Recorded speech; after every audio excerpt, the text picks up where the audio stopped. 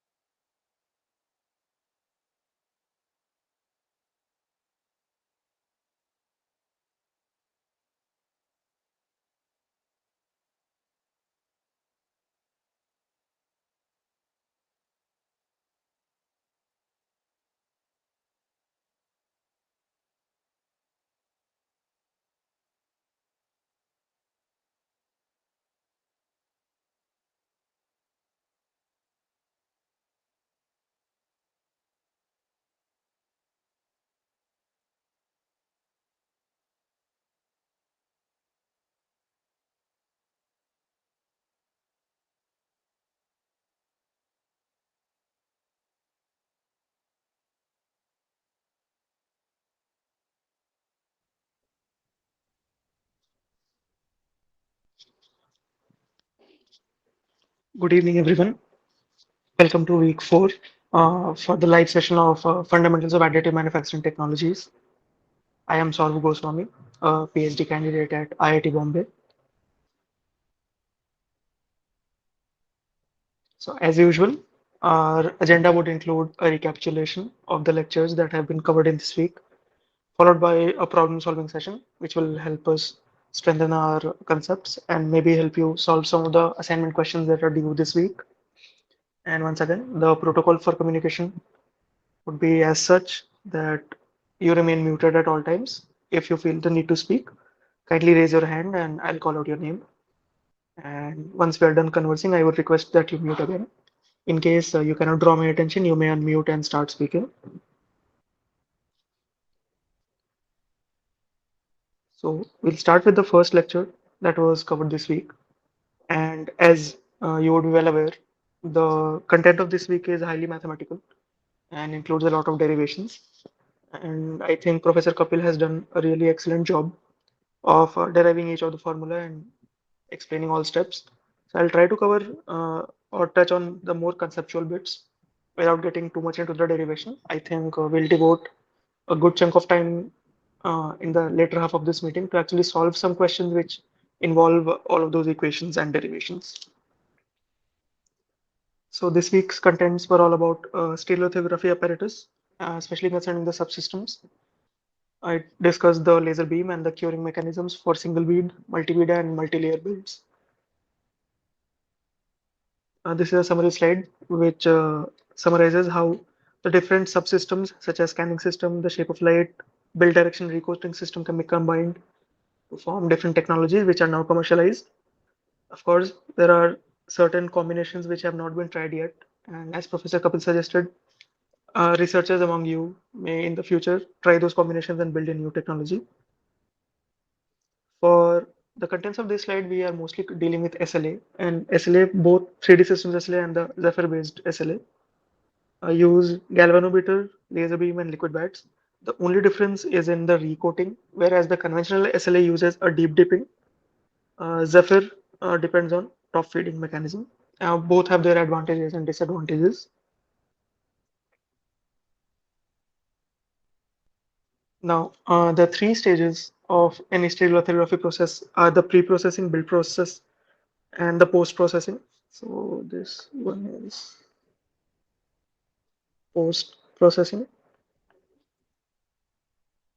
So in pre-processing, the what we do is we generate the support structures depending on the outward normal of the each triangular facet, whether they're pointing upwards, downwards, or along the horizontal. And we perform planar slicing, which is actually the intersection of the slicing planes with each of these triangular facets. Now, during the build process, the build platform or the table goes down by the required layer thickness, and new layer is introduced by a process called as recoating. So, as we already discussed in the context of SLA, we can do either deep dipping, which is in the conventional SLA system, or we can opt for a top feeding, which is in the Zephyr-based system.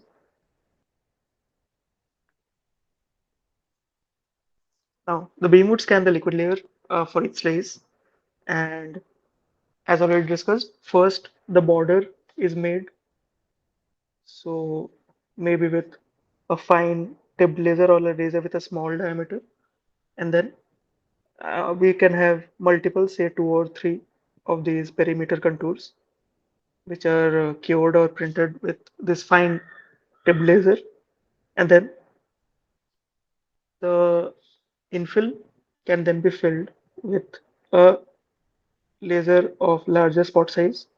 This is to ensure that while filling the bulk, we save on time by using a larger spot dia, whereas we preserve the accuracy of the contour by using a smaller radius of beam when scanning the contour. After all the layers are made, the table rises completely revealing the part. So this was demonstrated in the video. Whereas we find that finally after the completion of the build process, the table rises and all the excess resin is drained out. And finally, the build is removed from the table and the supports are carefully cut off and detached using suitable means such as knives and chisels in the case of SLA. there might be technologies where the supports can be dissolved using water or any other suitable medium. And for the post-processing, the part is kept in a post-cure apparatus where it is kept under UV radiation. Why this is done? So if we were to perform the complete curing during the build process itself, it is highly probable that the support structures would also get cured and they would be as strong as the build material, thus making them very difficult to detach. And even if we were to somehow detach them, they would leave unwanted remnants on our final build plot. So what we do is we cure it partially during the build process and then use a post-curing cycle, which is basically some floodlight type of exposure to UV light to complete the polymerization. And the part is finished and if necessary also painted. Now it is important to note that this polymerization process does not stop itself. Even when the finished part is kept in some ambient condition like in an office room, it is still continuously getting polymerized because even visible light has the UV spectrum in it. And thus over a long period of time, the part will continue to polymerize and because of excess polymerization, it will grow brittle and thus break. Stereolithography is the most prevalent, the most commonly encountered, and also the oldest uh, 3D printing process. And it offers several advantages, such as that it is very fast, fastest, and among the most accurate. Most accurate why? Because it can have very small, very thin layer heights, say of the order of 10 micron. And this is achieved because of the tiny moving parts and the fine-tuned system through extensive research. Because it was the first developed system as well as the first commercialized one, it is very commonly encountered, and thus a very big chunk of research has already been conducted into it. Even now, it is an active area of research. It can be used to make transparent parts, which is a unique feature, and the fine surface finish achieved through the small layer heights are ideal for photoelasticity and other applications. And it may also be used for producing casting of any metals through this module called quick cast.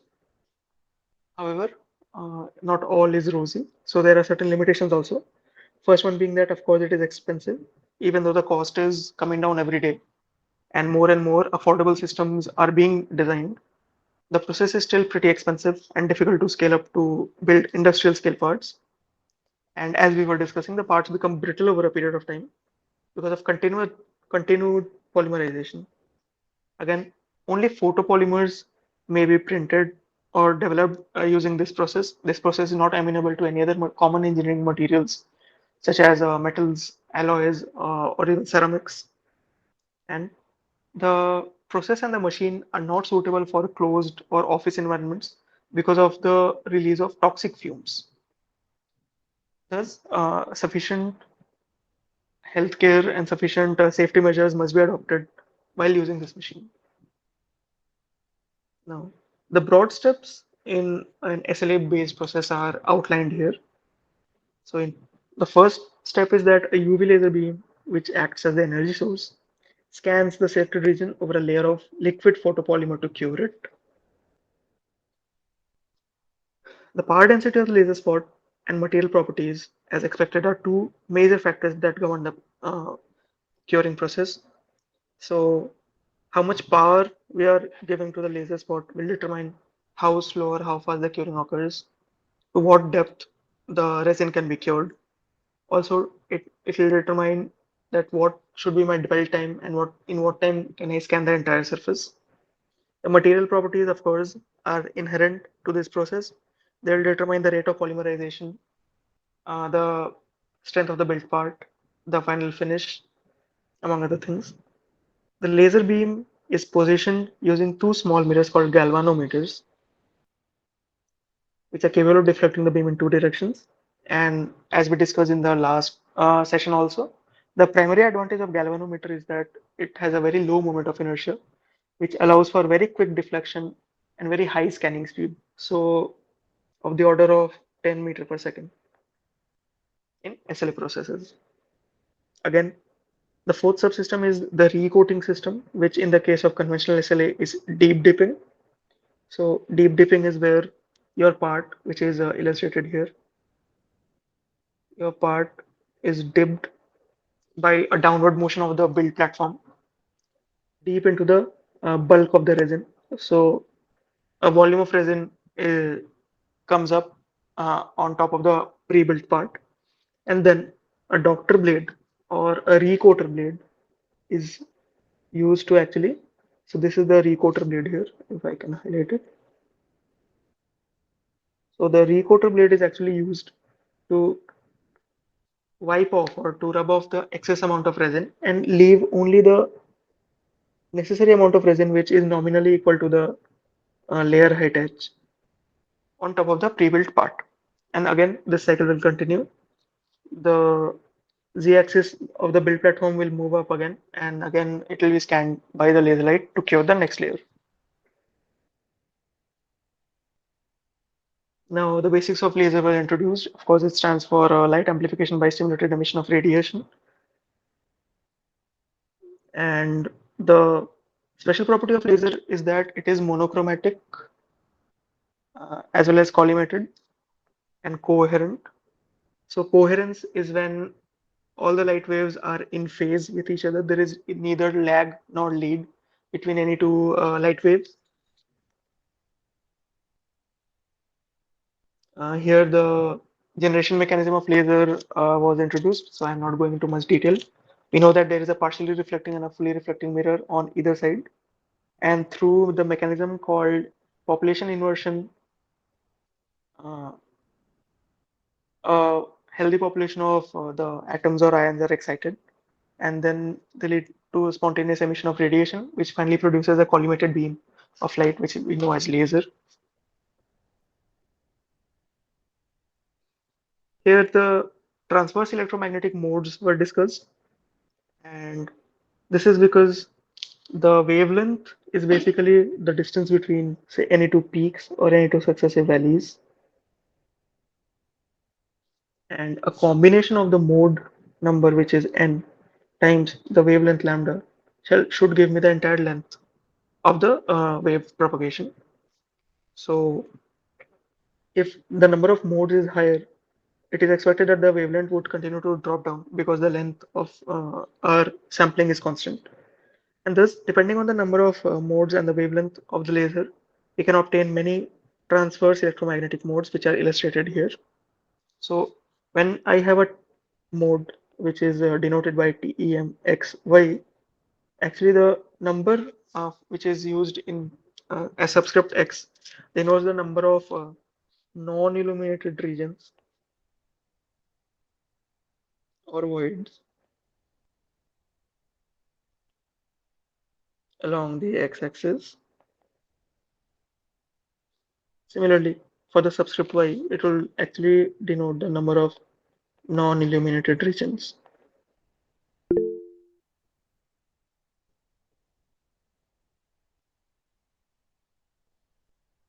Yes, Indranil, could you please unmute and ask your doubt?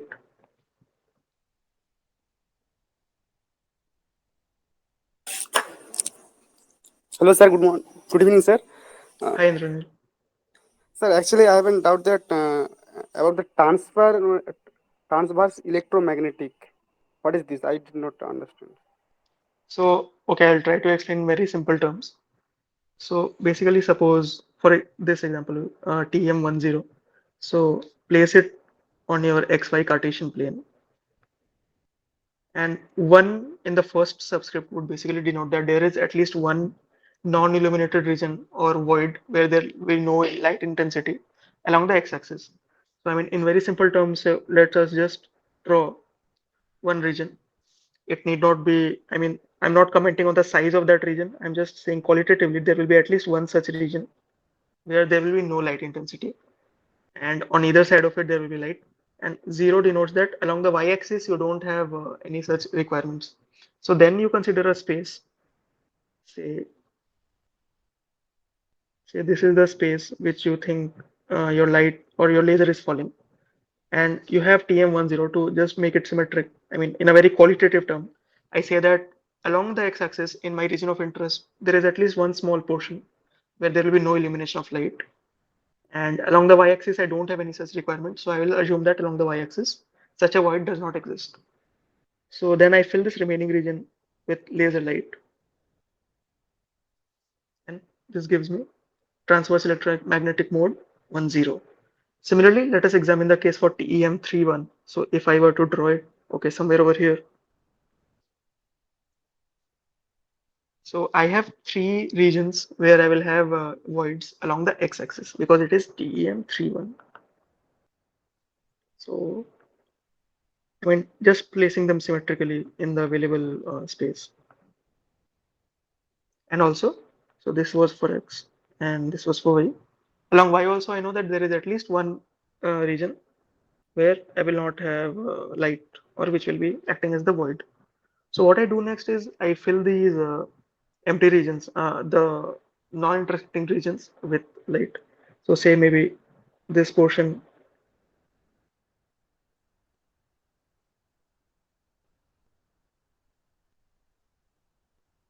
and that will give you a qualitative idea of what the laser beam would look like.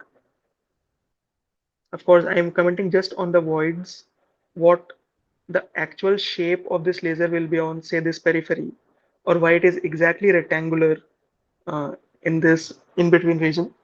This is currently out of the scope of this present course, a course which is more dedicated in depth to the mechanics of laser would be more suitable. But just for a qualitative idea, this is what it means.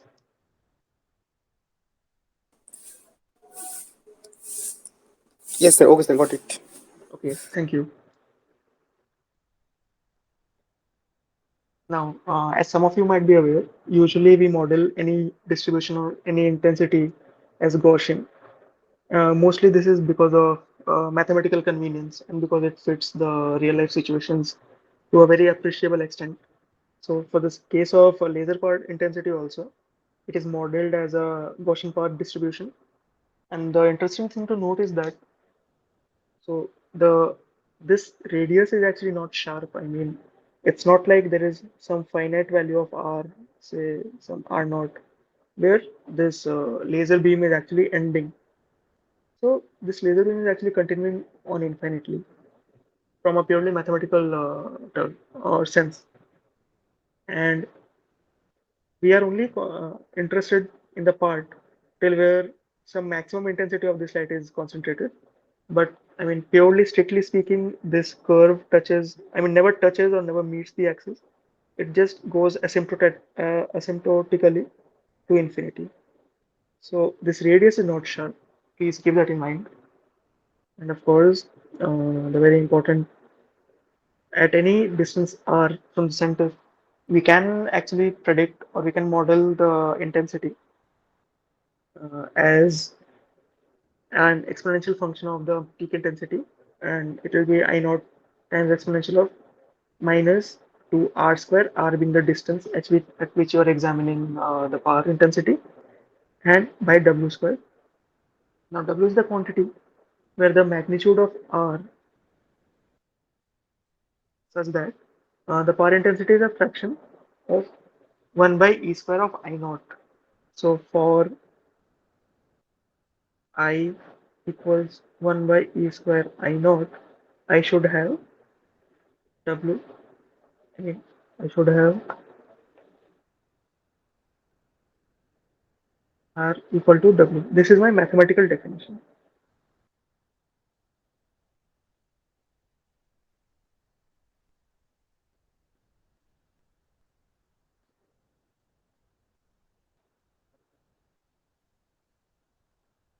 Again, the total power which is contained uh, in a laser beam of radius R. Now, the laser beam which comes out from the generation mechanism is actually highly collimated. Collimated would mean that the rays of laser light that are coming out, they are strictly parallel and they continue to be parallel for very long distances. So there is no finite distance at which they will say converge or intersect. So these are highly collimated. But for our purposes or for the purpose of additive manufacturing, what we do is we use spherical lenses, of course, concave lenses for focusing them, concave or convex as the case may be. And even then, we do not really achieve any point focus. So there is no point focus. What we achieve is the smallest cross-sectional area, the radius of which is called the waist radius. So the least spot size or the beam diameter, after which the beam diverges again. And a note of caution is that if the beam is further focused using a focusing lens, the scenario can be different. Even after first focusing, the beam ceases to be collimated anymore. So now you have the parallel rays converging or diverging as the case may be based on the type of spherical lens used. And for just for a measure of reference, it is said that laser beam are highly collimated and the divergence is quantified in terms of millirad and which is defined as 1 diameter beam will become 1 meter after traveling a distance of 1 kilometer. So for all practical purposes, the beam simply remains parallel.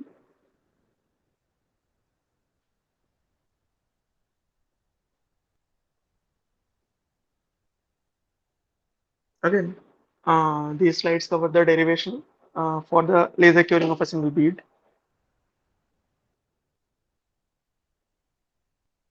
It has already been very well defined and very well derived. So I will not go into much details of this.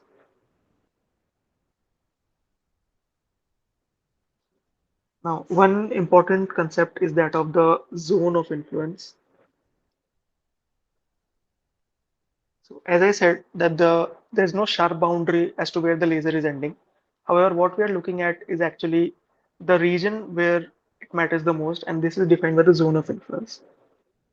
And the laser exposure is proportional to exponential of minus x square. So you can see that it's a very steeply falling curve. And the zone of influence is defined such that in this zone we will have 99.9% of the exposure, and the rest 0.1% can be calculated from, I mean, till infinity, and it does not really change or affect our calculations much. So for all practical considerations, this is 100% of the energy that we're giving. And outside this zone, there is of course only 0.01%. So we're not bothered, and whatever considerations we have are within the zone of influence only. And a typical value of the zone of influence is 500 micron in the case of SLA-based systems. This concept was actually introduced to generate some mathematical convenience. That is, rather to take the integration between some finite limits, it can take as infinity. Because we know that anyway, all our most of the energy or usable energy is concentrated in the zone of influence only. Beyond it, it does not really matter much.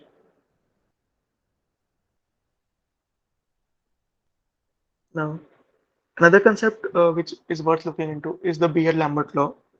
So, as one would expect, when the laser beam strikes the surface of the resin, it's not like all of the energy is able to pass through, or not all of the energy reaches the maximum depth. As the laser continues to pass through the resin, some of its energy is getting absorbed by the material, and it is that energy which is used for curing. So, Beer-Lambert law actually quantifies how this energy will decline, and it introduces the quantity called the penetration depth, which is dP. And again, dP is defined mathematically as it is that value of depth z where the available energy is actually. So dP is actually the value of depth z where the available energy is 1 by E of the total energy or the incident energy.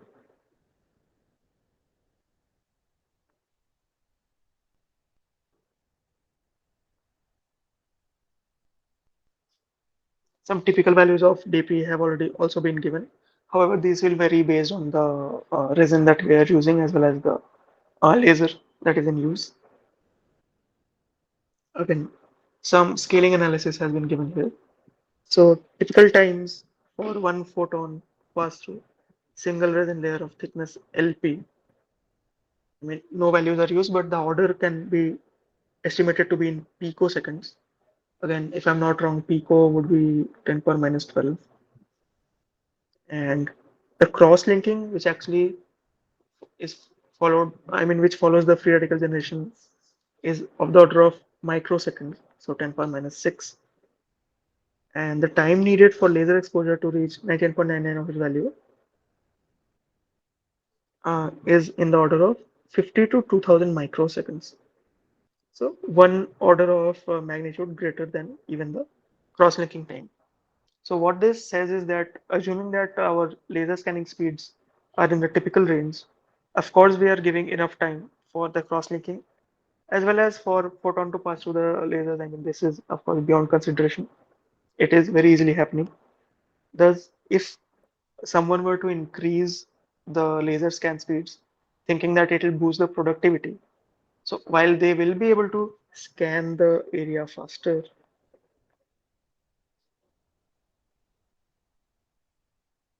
but the resin will remain uncured.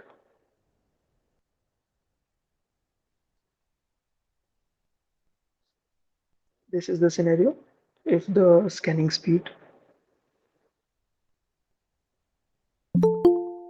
becomes very high.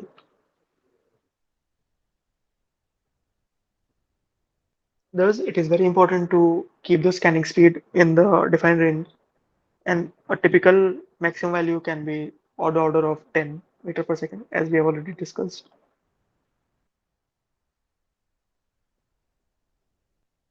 Now, in 3D space, actually, the shape or the geometry of a scanned bead. So basically one single track that is scanned if I'm looking from the top would actually be a paraboloid. And this is because of the energy distribution and the decline in energy along the z-axis as dictated by the Lambert law. We have many useful formula derived here. We'll be using this to actually solve numericals in the latter half of this meeting. We'll keep referring back to these slides. This is the working curve of any given resin. So this is true for any specific resin only. It's not generalized. Of course, the nature can be extrapolated. And it is a curve between the exposure energy along the x-axis and the cure depth along the y-axis. It has so this is a semi-log graph because I mean usually yeah the x-axis is logarithmic in nature as you can see while the y-axis is linear. So the semi-log graph gives you straight line characteristics which tells you that the nature of the process is logarithmic. However, deviations from this curve may be expected. For instance, in the curve here to the right, we find that the process suddenly becomes more steep,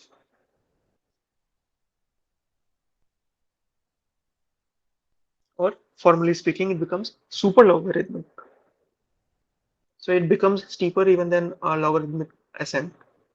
And this can be because of various reasons, two of which are optical bleaching, where the partially solidified or cured resin actually becomes transparent and hence allows more intensity of laser to penetrate, thereby increasing the depth of penetration. And dp itself is mathematically the slope of this curve, so increase in dp directly implies that the positive curvature of the working curve has risen. Second can be a phenomenon called optical self-focusing, where the polymerization has resulted in shrinkage of the cured part and the density increases, which again increases the refractive index. Because of this higher refraction, the beam rays, which would have actually acted along the boundary, also converge towards the center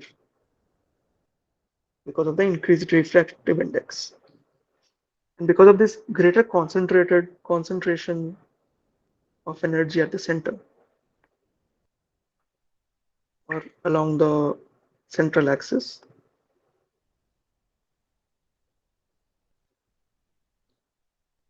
the critical depth or CT will increase. Similarly, a negative curvature or a decrease in curvature may also be observed. So originally, if we extrapolate our working curve, we notice that sometimes there may be a dip or the curve becomes less steep.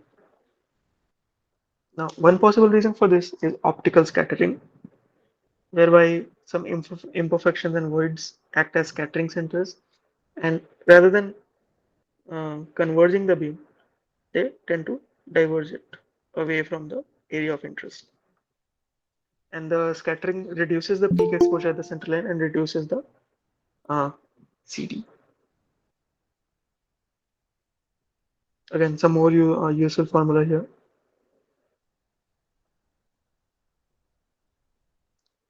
When we refer to, or when some numerical asks you to find the time taken to cure the entire area of the vat, what we do for single bead cases, we actually consider these parallel passes where where the hat spacing, or actually the distance between two adjacent passes is S. Mostly S is taken as some multiple of the beam dia. Now this need not be integral. It can be a fraction also, but usually taken as some multiple of the beam dia. And based on these considerations, the width and length and the number of passes, the time taken to cure the entire region can be calculated. So we will do a numerical during our practice.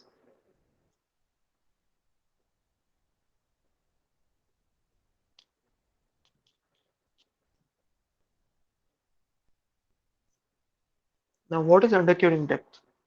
So we'll zoom this. Okay. So when you have multi beats, that is when you are scanning along several adjacent paths on the in the same plane. So what you will have is this intersection of this constructive interference of energy. Thus, the total energy available at each point will not only be dictated by this one intensity curve alone. However, it will be actually a combination of all, which is given by this red curve here.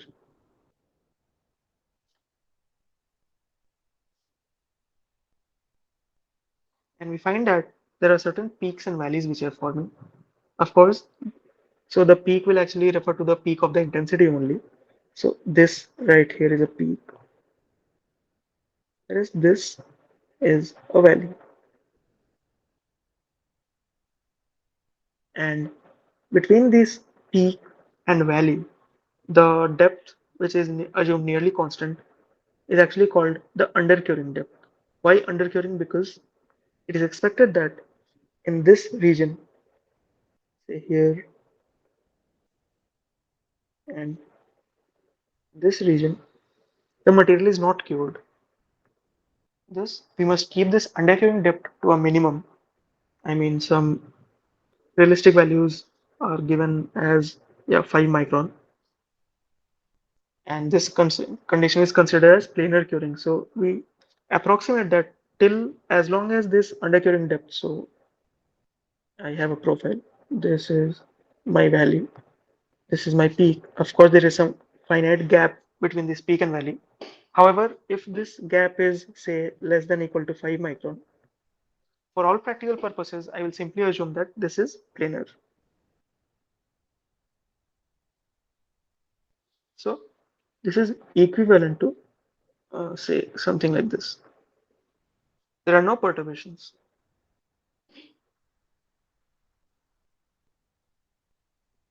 And again, the energy intensity at peaks and valleys has been very well illustrated.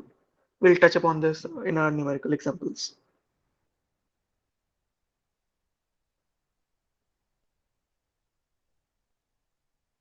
Similarly, some brief introduction to multi-layer and multi-bead laser curing was also given.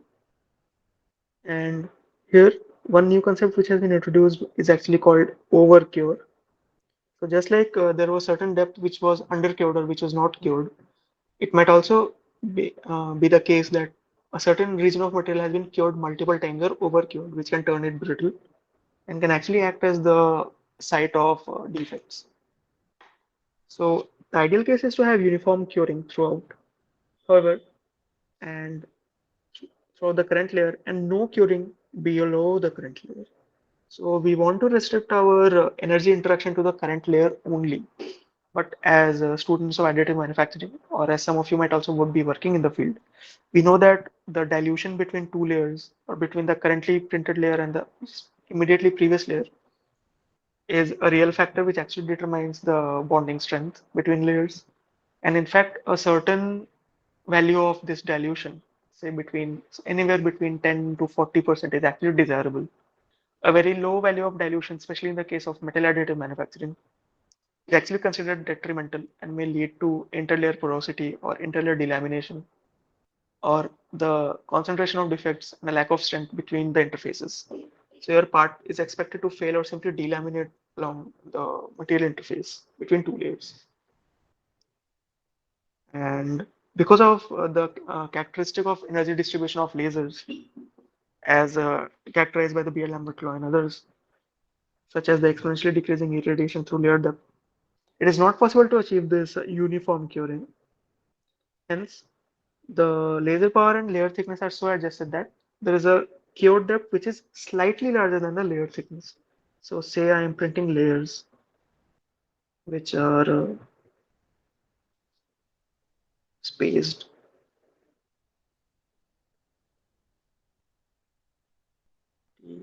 L apart,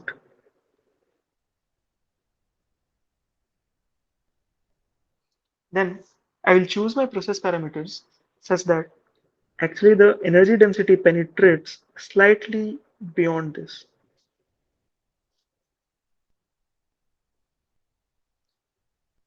to ensure sufficient interlayer bonding.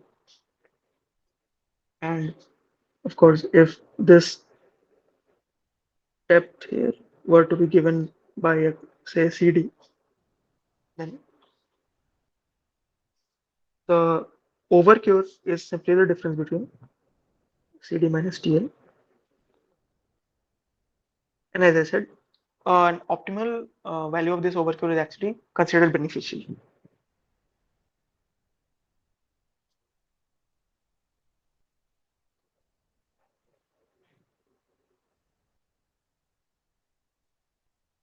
In the second lecture of this week, we touched more on the subsystems.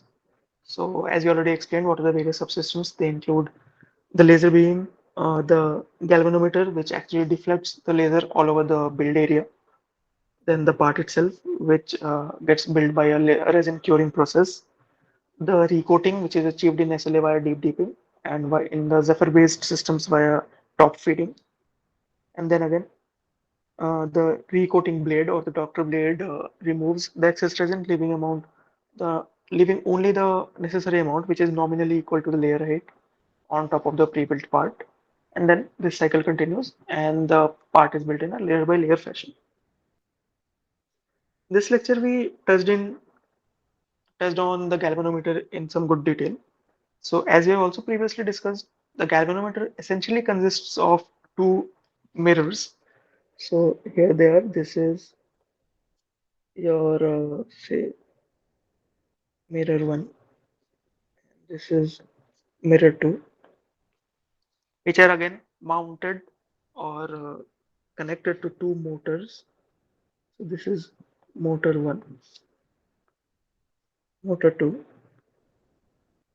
and in space, the axes of these motors are perpendicular and non-intersecting.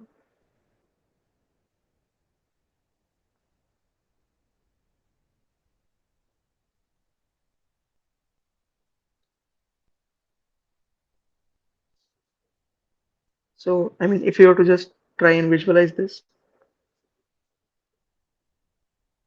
if this is the axis of the first motor about which it rotates, and this is the axis of the second motor. So, if I look at the top, I mean, I look from the top, if I have the top view, they'll be orthogonal to each other. But in 3D space, we can clearly see that if I were to look from the side, so maybe one will come out. So they're not intersecting. They're orthogonal or perpendicular, but not intersecting.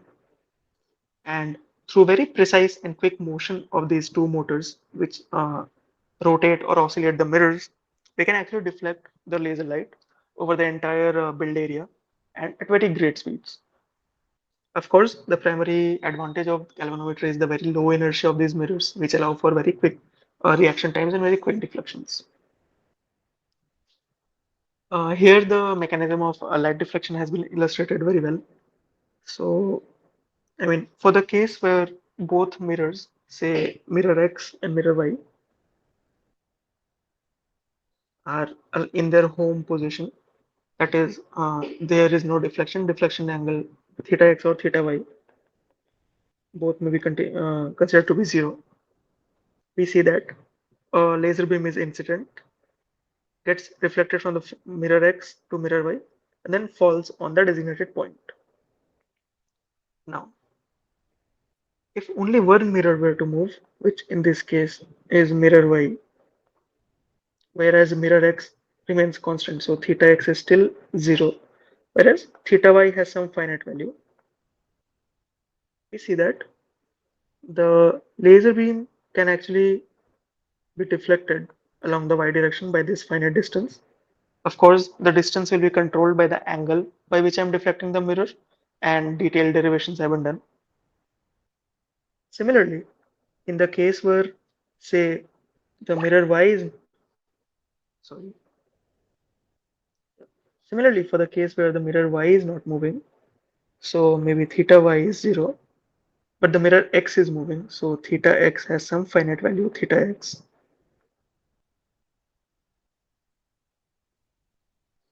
We see that this incident light is getting deflected along the x-axis, or in this case along the negative x-axis, by a certain finite amount. This displacement again is controlled by the deflection angle, which is theta x in this case. And we can clearly see that by a combined motion of both these mirrors, that is by giving finite values of oscillation or deflection to both theta x and theta y, I can actually scan this laser beam over an entire area. And that is what has been shown here. So it is important to look at the color coding of the light rays. So red is the incident light, which is shown here, and the light pink color is actually denoting the home position of the mirror X. The home position of mirror Y is shown by the green color. So a pink plus green combination actually shows when both theta X and theta Y were zero. That is where the light beam, the laser beam would have landed. However, because of the finite deflection of theta Y, which leads it to the configuration which is color coded in this brown, this pink and brown line actually shows what just a finite rotation of theta y with no rotation in theta x would lead to. In the second case here, again, red is the incident light and green is the home position of mirror y. So this is just theta y equal to 0 here, and pink was the original position of mirror x, and blue refers to some finite rotation theta x. So we see that if after rotation the light ray is blue and it lands on the mirror, so if it were on its original orientation of pink and green, it would have maybe landed here at C dash, but because of the combination of motion of theta x and theta y equals 0, it can be deflected along the x-axis by this finite amount. So C dash is actually the normal which has been dropped on the surface.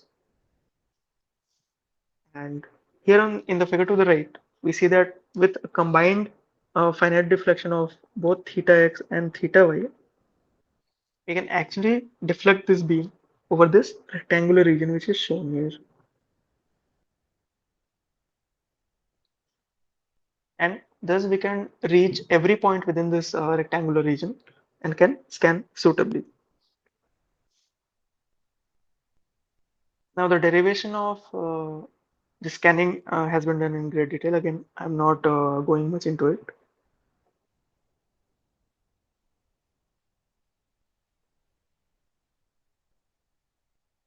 One thing which we should discuss is actually the advantages and the disadvantages of the galvanometer based systems. And as we have already discussed multiple times now, the primary advantage is actually the low inertia of the mirrors, which make it the laser beam move along the region of interest with very high speeds up to 10 meter per second. However, caution must be exercised because if we go too fast, we might be able to scan the area in very less time. However, there is a very high chance that the resin will still remain uncured, and thus we will not end up with a built part, or we'll end up only with a partially built part. The second advantage is that usually the galvanometers have very long life and do not need to be replaced very frequently. The disadvantage includes the loss of energy on the mirrors. Now, this loss of energy is because of the absorption of energy by the mirrors. So we know that reflectivity, however high it is, it can never be 100%. So some fraction of the energy is always absorbed by the mirror or by the reflecting surface.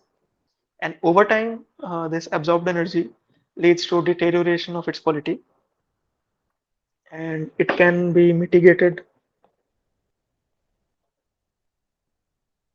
by, I mean, several strategies. So some I can think of are we, I mean, polish it to a very high surface roughness, sorry, very low surface roughness or a very high surface finish to increase the reflectivity.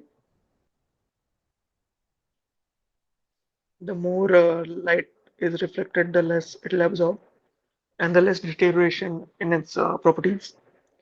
Of course, second can be that we use a reflective coating, which can boost the life and performance of such mirrors significantly.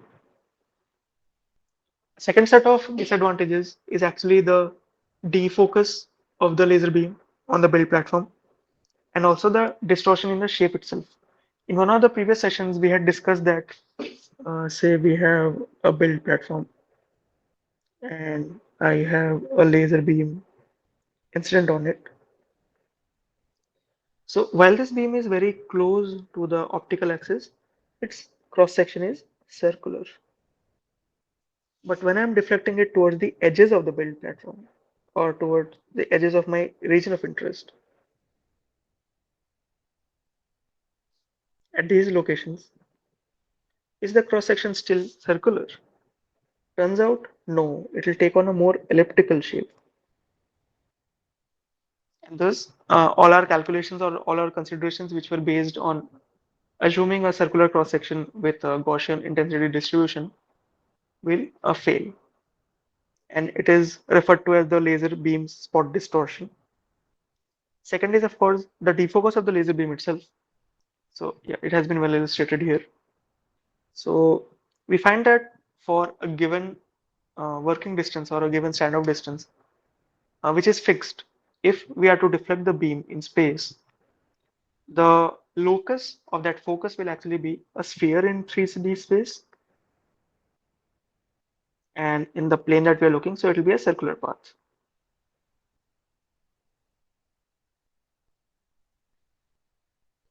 And what we can see at once is that this focus is not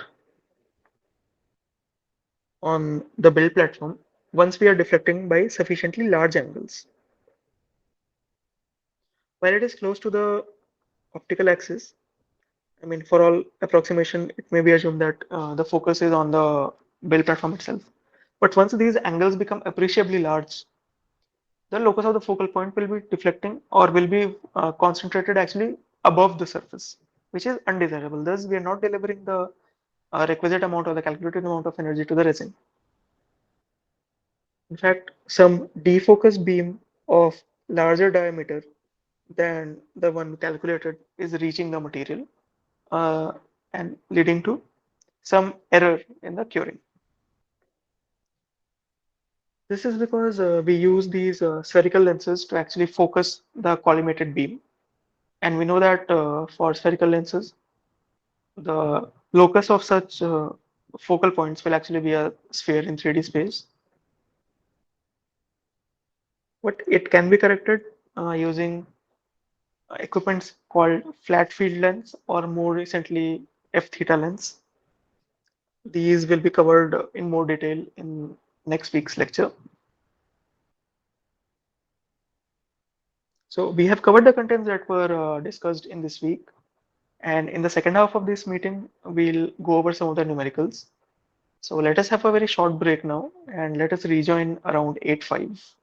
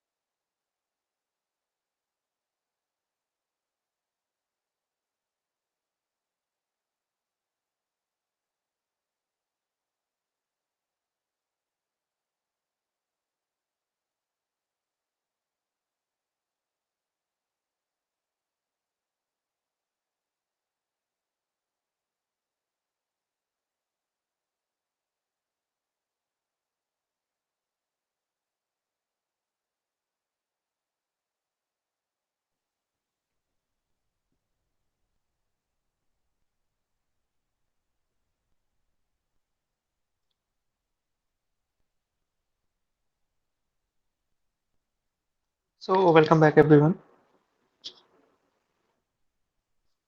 Now, let us look at a few illustrative examples which may help you in solving this week's assignment. So, the first is again one question on the transverse electromagnetic modes, since some of you had doubt in this. So, the question is asking us that which combinations of two modes can actually be used to achieve the annular cross section that we have on the right. So, if we were to think about it and follow our analogy, that in this case there are two subscripts or two numbers. X would refer to the number of non-illuminated zones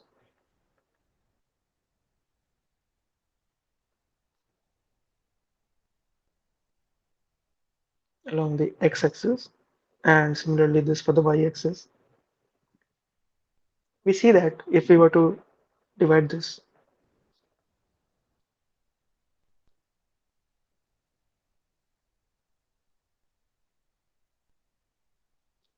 along the x-axis, there is this one zone which is non-illuminated, which can be called a void. So we can write that the x component would be 1, and I mean leaving the y blank. Again, since it is asking us a combination of two, so we check along the y-axis as well, and we find that along the y-axis also there is only one region which can be called a void. So maybe the second can have this form.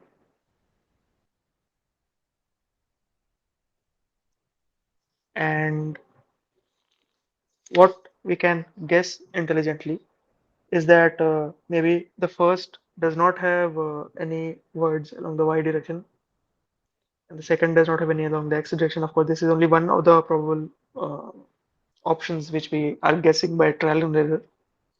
And we see that TEM10 and TM01 is indeed there in the options. So this was also there in Professor Kapil's slides. This is where I picked it up from.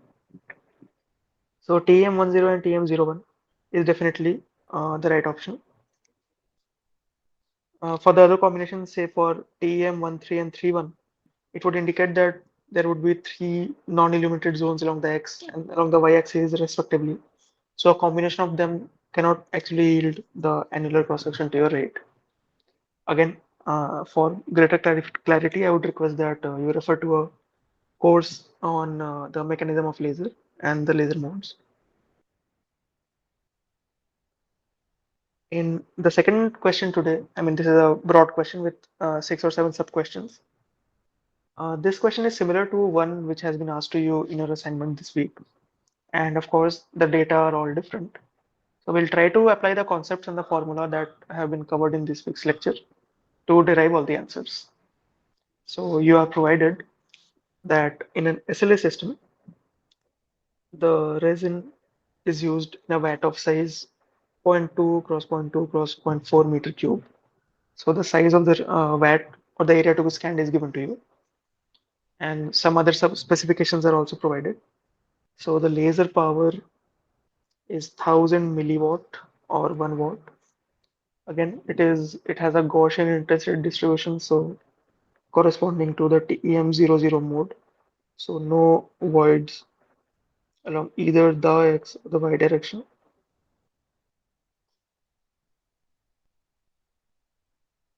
The laser beam reduces its intensity by 1 by e square at a distance of 200 microns from the center of the laser beam. So this is our W naught or omega naught. Again, for this process, it is desirable to have the maximum curing depth CD to be 3 times the penetration depth.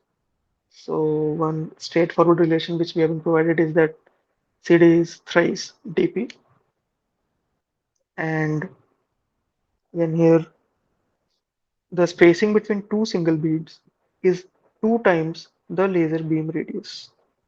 So spacing usually denoted by x. This is how the form, so K W naught. So here K has been provided as 2. Of course, if you were to think about it from a physical sense, So, looking just from the top, if this is your one laser spot, this is the center. This is your next laser spot. And the distance between these two is actually your spacing or the hatch spacing. Now, if we know that the radius of uh, either of this is r, and if it were to so happen that s is equal to 2r, we can clearly conclude that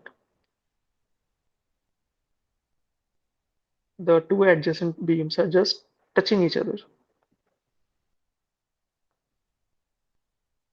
And thus, there is no overlap. So, for the present case, there is no overlap between the adjacent or the parallel scanning beams.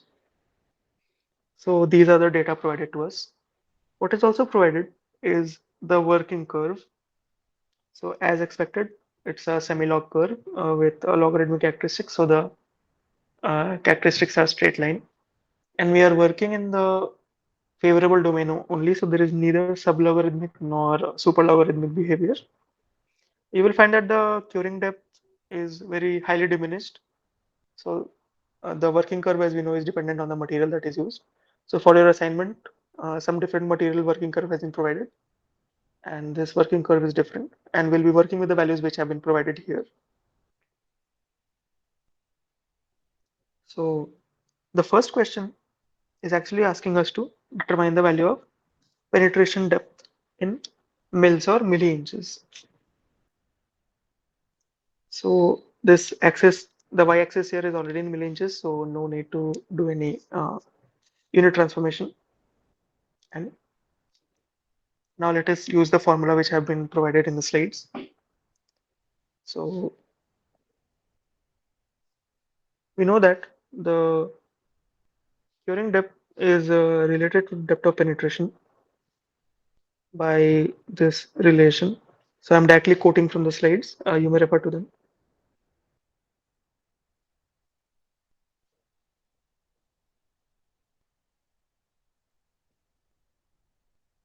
So EC is a material characteristic, and similarly DP is also a material characteristic. Both of them are not known to us. They are provided to us, but implicitly via the working curve. So we must refer to the working curve to derive these values. And using some rough calculations. So say at okay, say at this the x value of 60 is 4, 4.4, 4.8, 5.2, 5.660 at 4.8. So I have one of my points is 60, comma 4.8.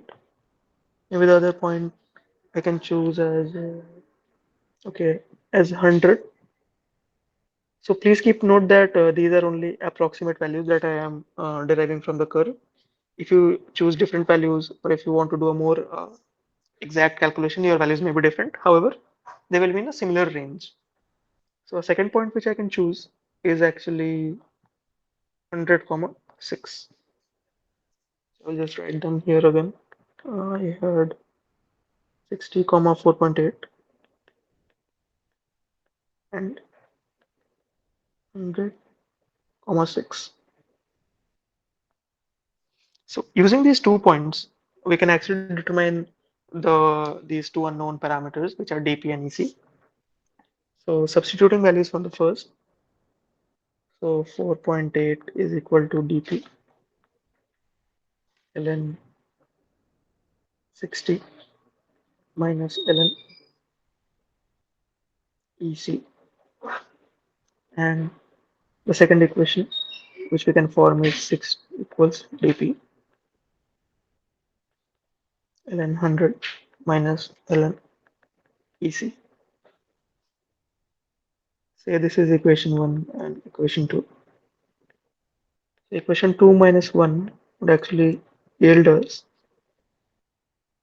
6 minus 4.8 equals dp ln 100 minus ln ec minus dp ln 60 minus ln ec.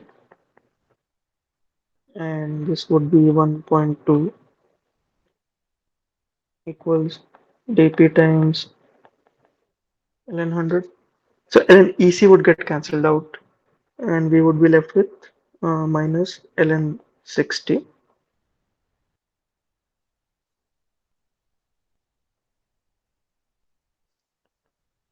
This implies that I have calculated the value of these logarithms before. So this would equal dp into 0.511.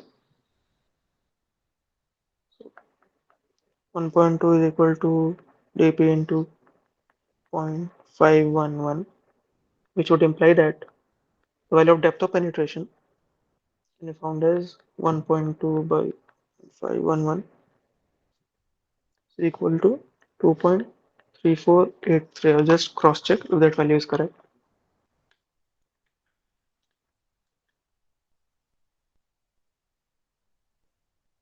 Yeah. So this is the depth of penetration in milliinches or mils. Thus, we have successfully derived the first value that was asked. Now, remember that there were two unknown quantities and we solved for one. Thus, we solved for dp, and EC can also be very easily calculated. And in fact, the second question is actually asking us to calculate this value of EC. So I will just write the value of dp that we have calculated. It is 2.3483 mils, and I'll copy one of the equations which we derived. So it is 6 equals dp ln 100 minus ln EC.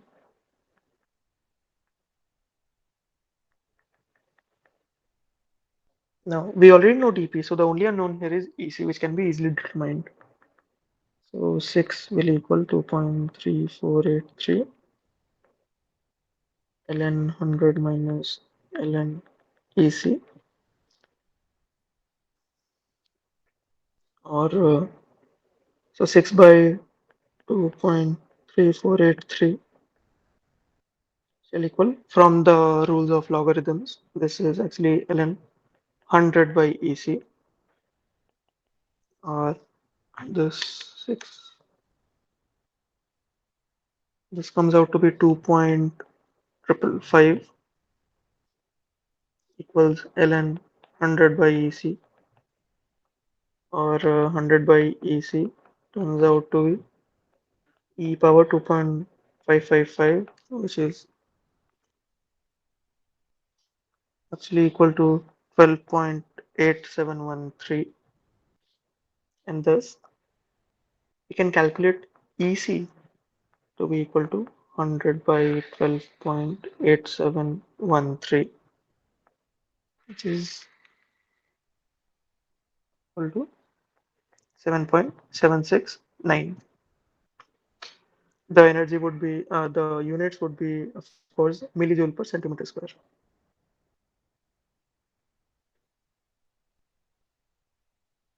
Thus, utilizing the data provided to us in the form of the working curve, we have successfully obtained the values of the critical exposure energy, which is EC, and also the depth of penetration, which is 2.348 mils. Now, the third question is asking us to find the related quantity, which is the curing width or the maximum curing width of a single bead, which is denoted by CW. Again, using the formula which has been discussed in the class, this is W naught times under root 2 CD by dP.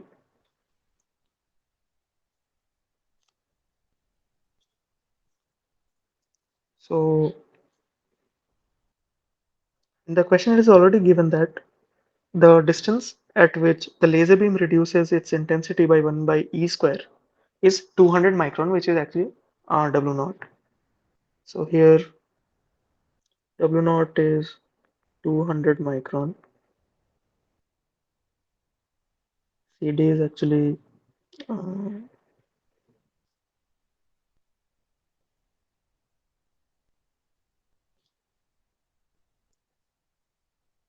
So CD is not explicitly given to us, but what we have is a relation with dp. So CD is actually equal to thrice dp, and we found dp already. So, but it won't be needed because we have a ratio of CD and dp. So this will actually come out to be 200 micrometers times 2 into, now CD is actually equal to thrice dp by dp is equal to 200 times 2 into 3, which is 200 root 6, and the units would be micrometer because the units of W naught are micrometer. And this will turn out to be,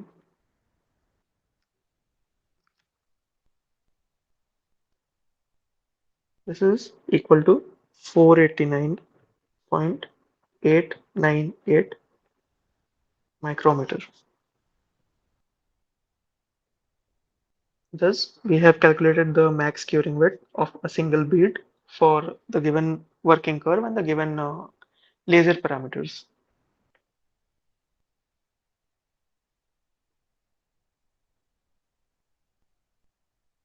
Okay, and the same question has been repeated. Now, determine the scanning velocity Vx in meter per second. Again, uh, a formula was derived for this in the class, and we have Vx equals under root 2 by pi P naught, which is the peak power, by W naught 1 by EC, critical exposure, times the exponential of minus CD by dP. So let us write the quantities which are already known to us.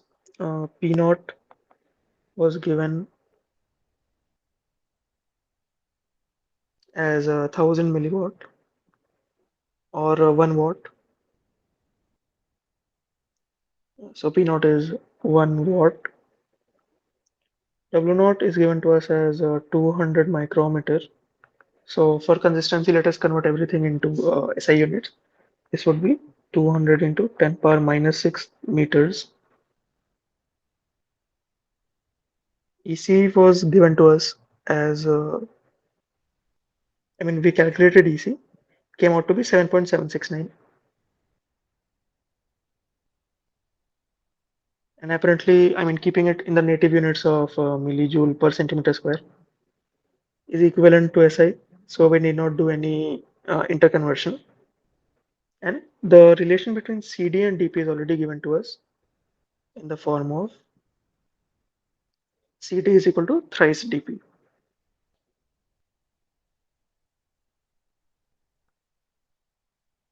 Now, using these values, we can easily calculate the scanning velocity. And so let us do that. So we have under root of 2 by pi, P naught is 1, omega naught is 200 into 10 power minus 6, and EC is 7.769 times exponential of minus 3 dp by dp. So this will actually turn out to be,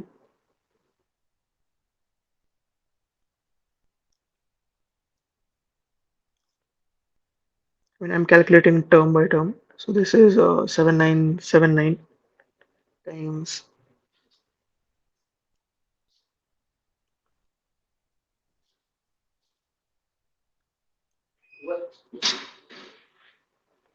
5000 times 1 by 7.769, and this exponential term of minus 3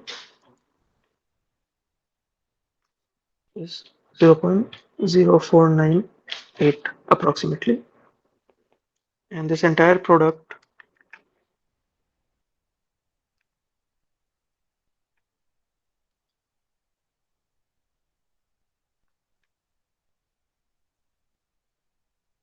comes out to be 25.566 meter per second.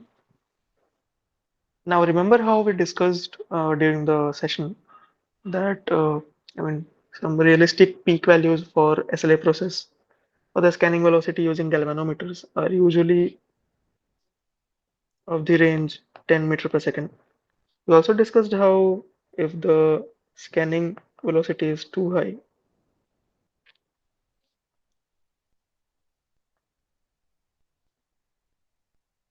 then certain regions can remain uncured.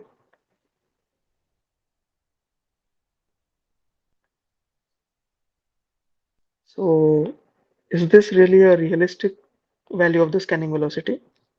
Maybe not, but here we're just trying to uh, derive the known quantities using the formula that has been discussed in class and using the data provided to us. So for now, we'll not think much about whether this is a real world scenario or not. So given the values, we're just trying to calculate the quantities which have been asked. But it is important to have the perspective that from a real world point of view, such high scanning speeds are mostly unrealistic. But sir, is there any minimum scanning velocity which is we have to maintain? So in Indronil, the minimum scanning velocity can actually be as low as you want it to be. I mean, of course, there are certain design and process guidelines which actually determine it. But I mean, Yes. theoretically speaking, there is no minimum as such. It can be as low as the process allows you, as long as you find it feasible from a practical and commercial POV. Okay, sir. Now, the next question is asking us to determine the scanning area, the time taken for the scanning of the entire VAT area. So again, when we refer to the VAT area, we were provided a volume. That volume was zero point 0.2 into zero point 0.2 into zero point 0.4. So zero point 0.2 into zero point 0.2 into zero point 0.4. So this zero point 0.2 and zero point 0.2 refer to the area of scan, that is the XY plane, and zero point 0.4 is the depth.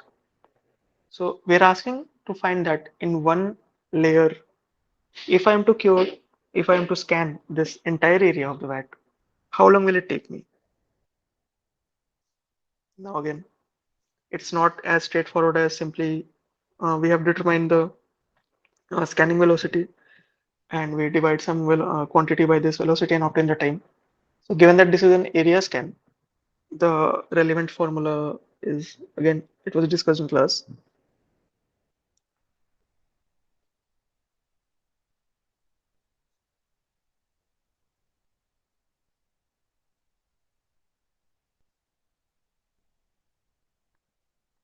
Here, A is actually referring to this area that we're supposed to scan. So it is actually zero point 0.2 cross zero point 0.2 meter square. K is actually, so we discussed how the hat spacing S is actually usually a multiple of the laser beam spot diameter or the beam spot radius. So this need not be an integer. It can be anything, any non-negative number. So usually this is the K which is used in the expression here. And for this current example, spacing between two beats is twice the laser beam radius. So K is given to be 2. And these other quantities such as EC we have calculated in one of the previous questions was 7.769 and P naught we know it was 1000 milliwatt or just 1 watt. And CD and DP the relation is that CD is thrice DP. So let us calculate the total time taken. So this will turn out to be zero point 0.2 into zero point 0.2 by 2 times under root of pi by 2 times 7.769 by 1 into exponential of 3 dp by dp. So if I solve this term by term, so this is just 0.02 times 1.2533 times 7.769 and exponential 3. So that is 20.085, and we multiply all of this.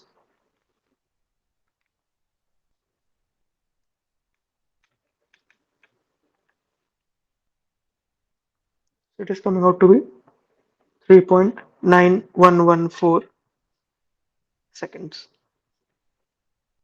Again, so we ask the same question, that whether this time is realistic. Maybe not, but then we are not concerned with the physical meaning for this current example, because the values I have chosen, as well as the material characteristics that I have provided, they are fictional. It does not corroborate to any real life material or any real life situation. What we are focusing on is to actually use the concepts and the formula to derive all the relevant quantities.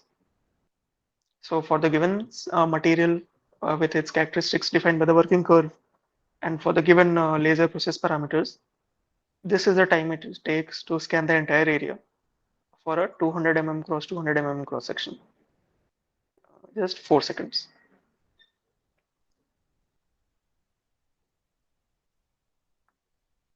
The next question is asking us to determine the ratio of exposure in the hills and valleys. So just a quick recap. We saw that how in multi-bead scanning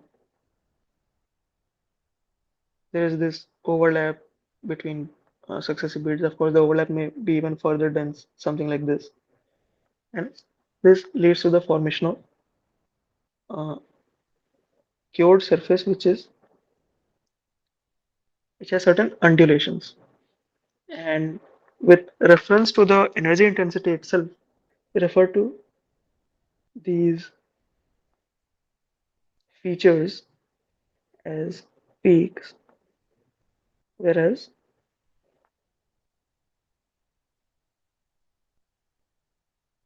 the other features, which are marked in green, are referred to as valleys. And the present question is asking us to find out the ratio of exposure, that is the ratio of the exposure energy in the hills and the valleys. Again, this formula has been derived in class. So for the case of hills,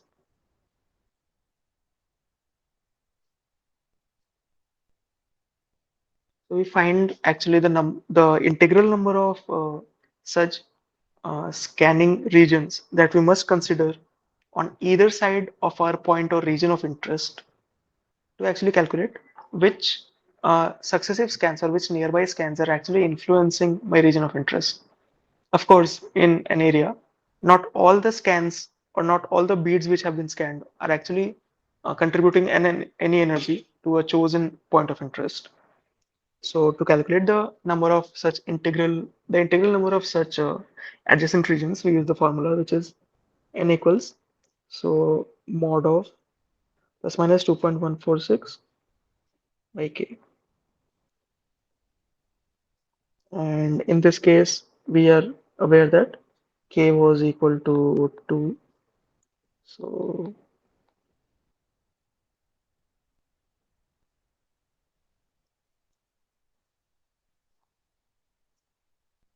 I'll just substitute the value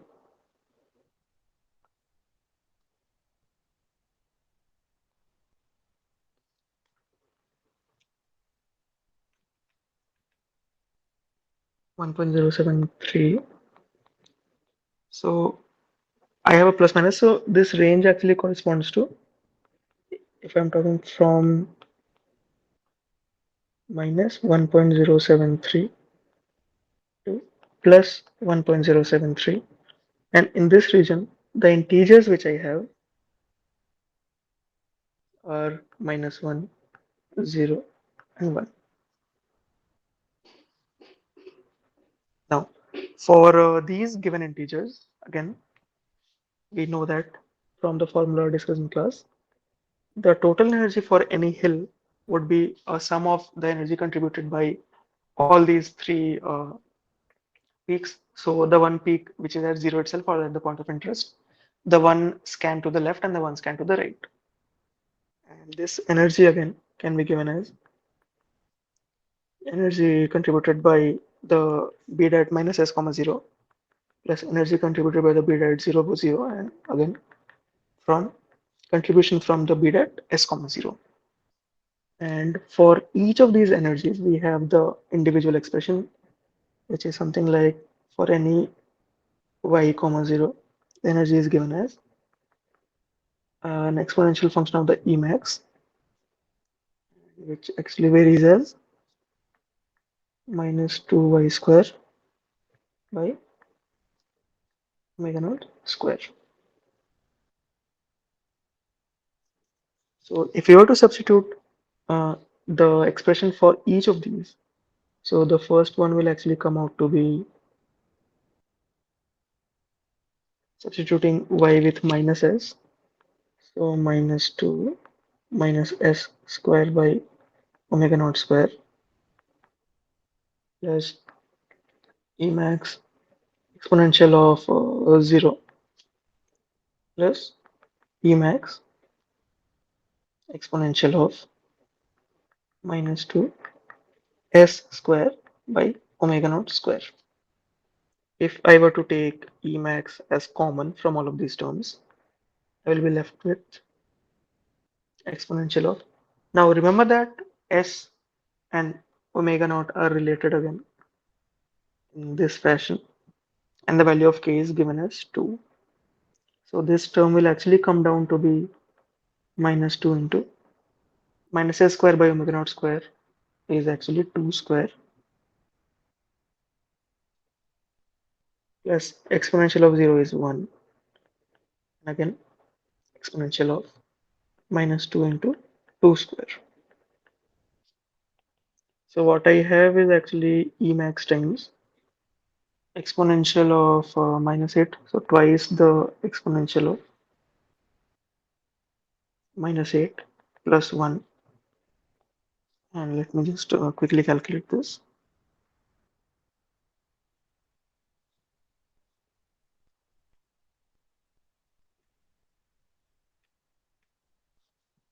So this is 1.0006 times Emax,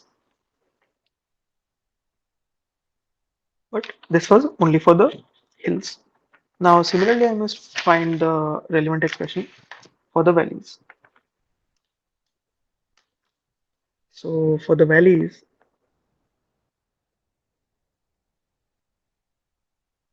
the relevant expression for finding which are the uh, nearby scanned beads which actually are contributing energy to my point of interest, those can be found as n equal to plus minus 2.146 by k minus half. So we know the value of k is 2, so this is plus minus 2.146 by 2 minus half, that is plus minus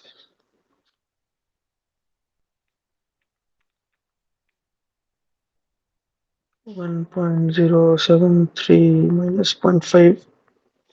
So the lower ranges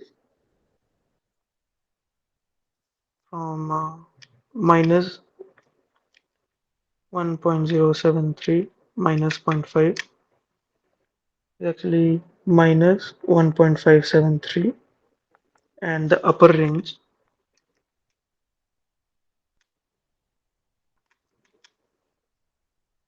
is 0.573, and in this range the integers which I can find are minus 1 and 0. So since my upper range is lower than 1, so 1 is not a part of this. So the only two integers in this case are minus 1 and 0. So similar to the uh, expression that we had for the energy in the peaks, we have an expression for the energy in the valleys. So for valleys denoted by the subscript V, the energy can be given as, for this case, So s by 2 plus this integer, so minus 1 times s comma 0 plus e times s by 2, I mean the energy at s by 2 plus 0 times s comma 0. And we saw in the previous case that the expression for the energy at any point y comma 0 is given as E max times the exponential of minus 2y square by omega naught square. So if you were to substitute in this case, it'll turn out to be E max for, okay, so might as well simplify this first. This will be E at s by 2 minus s is minus s by 2 comma 0 plus E at s by 2 comma 0. And then it'll turn out to be E max, the exponential of minus 2. In place of y, I substitute minus s by 2 square by omega naught square plus E max times exponential of, again, minus 2, and instead of y, I have s by 2 square by omega naught square. And I may take E max to be common, and this turn out to be, so minus 2 by 2 square is 4, and I have s square by omega naught square, which is again, so 2 square, which is again 4, and plus exp of, so remember that s by omega naught is k, which is equal to 2, thus s square by omega naught square turned out to be 4, and plus exponential of minus 2 by 4 times of 4 again, so this is equal to Emax times exponential minus 2 plus exponential minus 2, and if I calculate it, this will be twice exponential minus 2 times Emax is equal to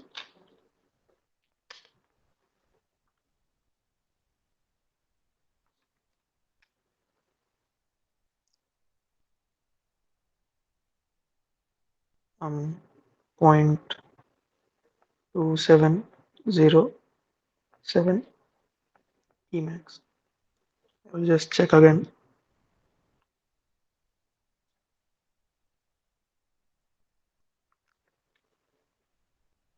Yeah, so this is the case, and this was the energy corresponding to the valley.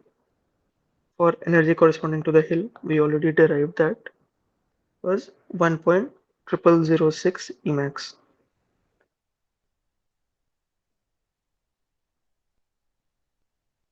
Thus, for the ratio of energy in the hill and the valley, this is equal to,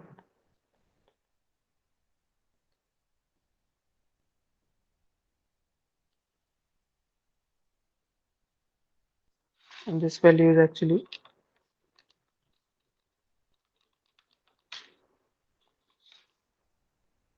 3.6967.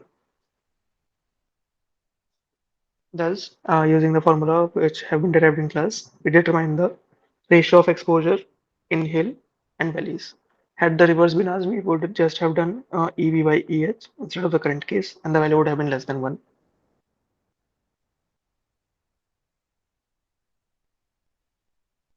Now we are asked to determine the undercuring depth. So remember, the undercuring depth was defined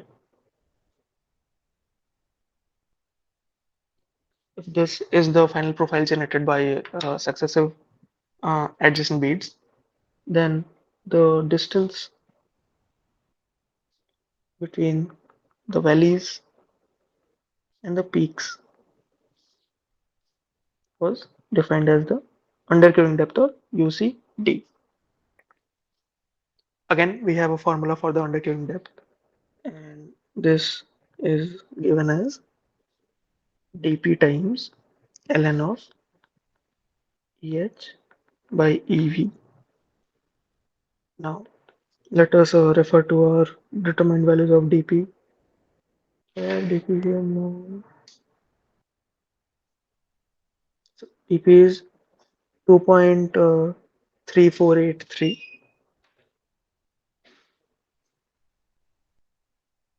2.3483 ln of EH by EV. I found to be 3.6967,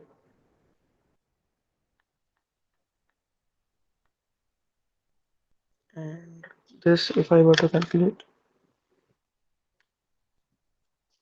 this is 2.3483 into 1.3074 microns, if I'm not wrong.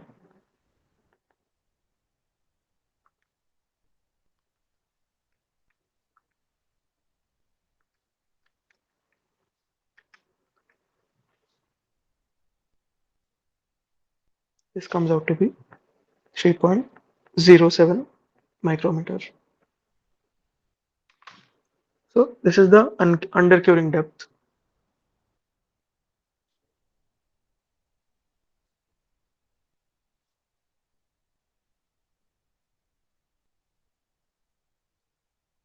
Now we're asked to determine if the planar curing condition is satisfied. A planar curing condition was that for a certain value between which the ratio of the EH and EV, that is the energy exposure and the hills and the valley.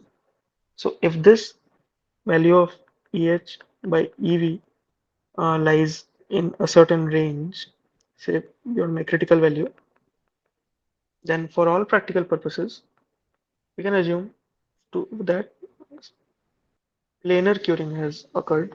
That is, we simply ignore these undulations which have been developed, and for all practical purposes, it is assumed to be uh, as good as a planar curing case.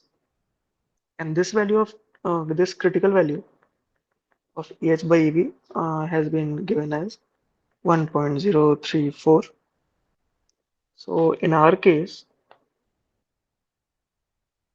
we found that EH by EV was equal to 3.6967,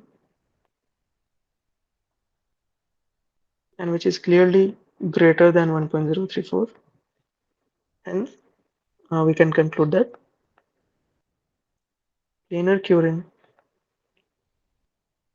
has not occurred.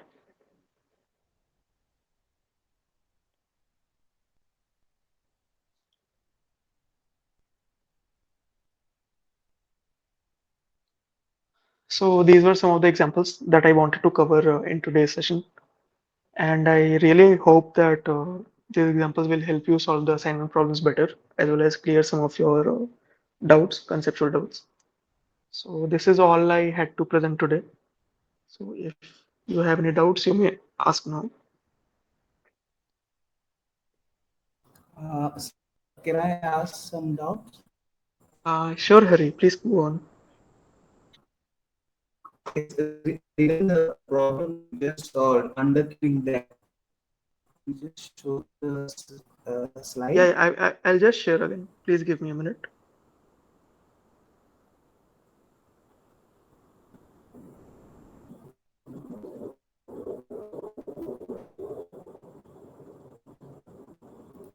Yeah, so which question are you referring to, Hari? The undercutting depth you got 3.0. The underground depth.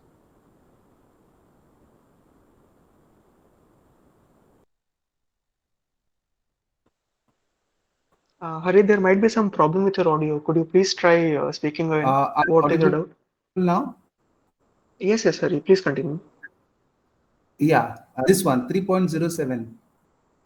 Yeah. Actually, the DP value that we have obtained This 3 Yes, yes. point 2.3483, that's in mils, right? Milli-inch. Oh, that If is you true, just Hari. cross, That is true. Sorry. So there would be some interconversion of values here. The unit here is yeah, not correct. so this 3.07 should be in mils again, Yes, yes, you are right. You are right. They should be in milli-inches or mils. milli-inches, because in the assignment it is asked in microns. So should we convert these mils into microns, Yes, yes, you should or definitely this is convert. what?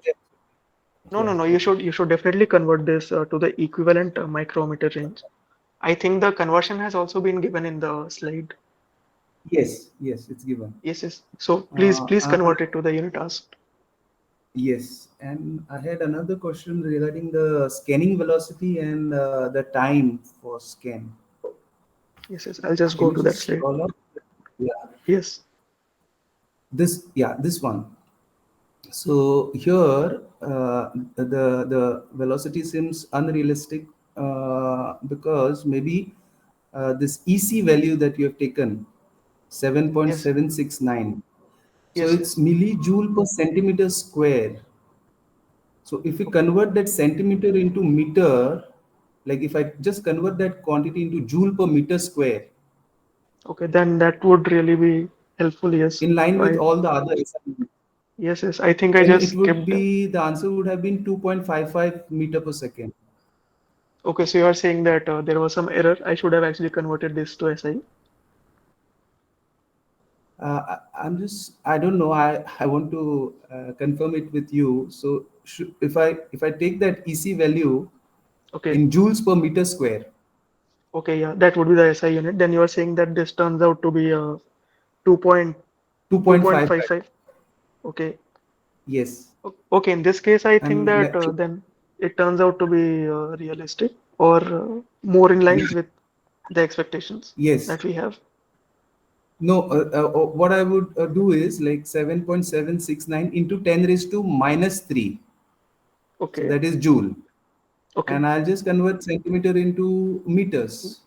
Yeah, centimeter square. So meter square would be 10 power minus 4. Minus, yeah, yeah. So that would Yeah, be in joule per meter square, I would get that number to be, uh, so I would get 77.69 okay. joule And per that would meter give square. the final velocity as 2.55. 2.55. Okay, Yes. thank you for pointing this out, Hari. I must No, have but missed this unit conversion. yeah, no, but what are we expected? Because the same very question, should we keep it in a millijoule per centimeter square, No, as you no. suggest? So, Should we? no, no. So, Hari, if you ask my suggestion, I would suggest that it is always better to convert everything to SI Yes. units. Yeah, and then work out the final answer Again, the same thing gets repeated for the scanning time as well. If you see, we have EC in notation there as millijoule well. per centimeter square. Yes. So, Yes, so yeah. there the time comes to be 39 seconds if we take care of that. 7.769 comes to 77.69. Okay. Thank you, Hari. So, this is really helpful. I think the other students will also find it helpful as well. This would be in joule per meter square. Meter square, correct? And Yeah. then the Okay. time comes out to be 39.114 seconds.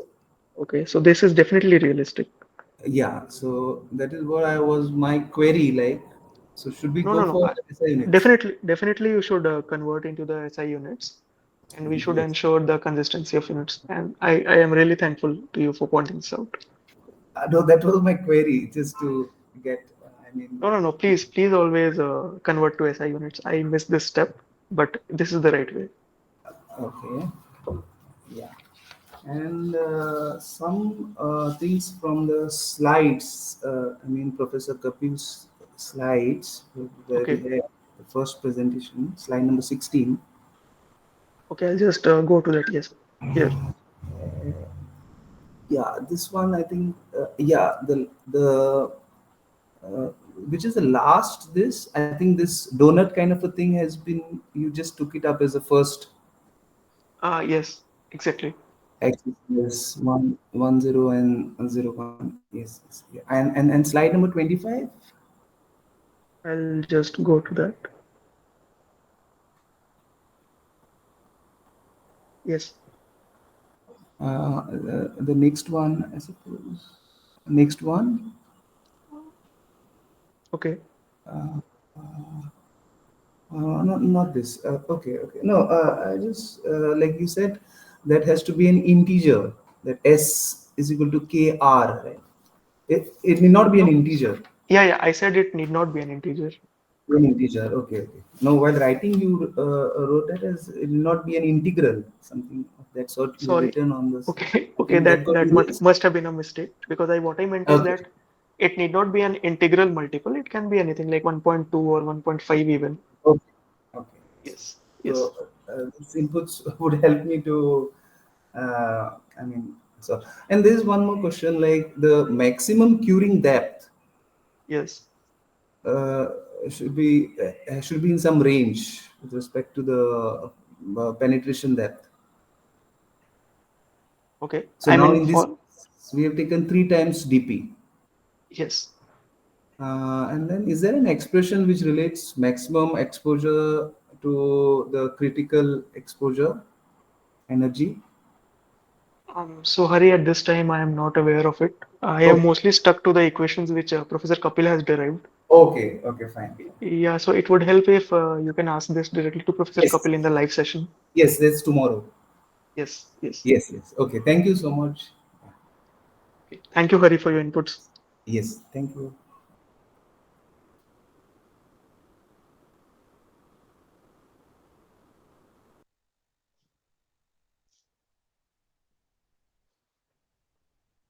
So if there are any further questions, you may please ask them now.